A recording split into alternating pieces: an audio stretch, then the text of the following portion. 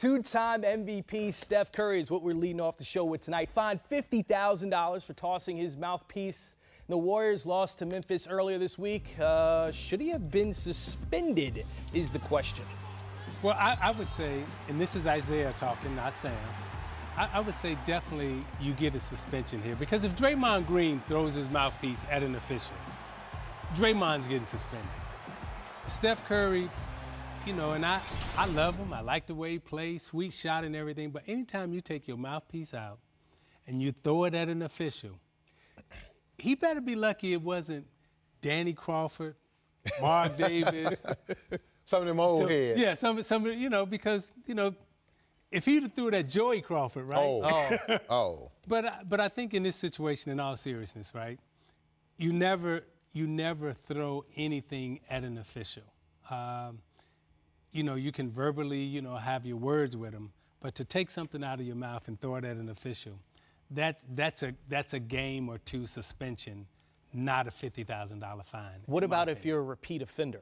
This is not the first time we've seen Steph Curry with the mouthpiece having. And to Isaiah's point, if that was DeMarcus Cousins, Draymond Green, any guys who have a track record of doing things of that nature, it would have been a suspension. I understand Steph Curry, he has built up a lot of carte blanche to get some slack.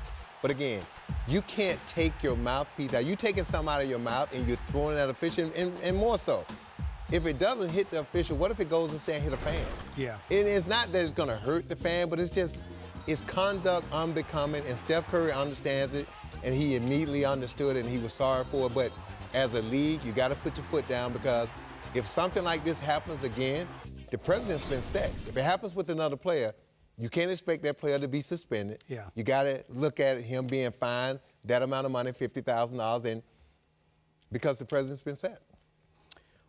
Do you think they're playing favorites because it's the face of the league, the two-time MVP, a guy that can do no wrong?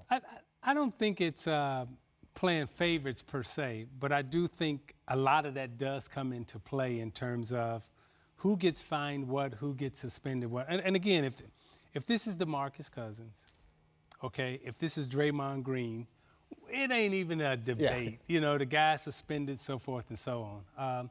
And I remember, you know, with the Pistons, Bill Laimbeer, Rick Mahorn, hard foul. It was coming. It's coming. So Steph has a good reputation that's helped him, but I think in the future, if he throws his mouthpiece at somebody else again, he's going to get hammered. He's going to get hammered. The gauntlet will come down. All right. And he's built up that goodwill. I get it. Yeah. You know, and it's a case by case, a person by person. And Steph Curry has represented himself in the Golden State Warriors. Unbelievable to this point. But he got cut some slack because of Steph Curry. And you know what else, Sam? You know, watching the tape, right? So Mike Conley, Steph Curry, they've been playing against each other since they were 10, 11 years old. Yes. AAU. And I mean, they go at it. They have a healthy respect for each other. And I remember watching these little two jokers because my son was playing with Mike Conley's team and Indy's finest. And I remember watching Steph and Mike Conley go at it. Healthy respect for each other, but even still today, they still compete with each other like they're 11, 12 years old. So this is good competition anytime those two play against each other. Of course, Mike Conley, a very good defensive point guard, so it is good to see them go after it.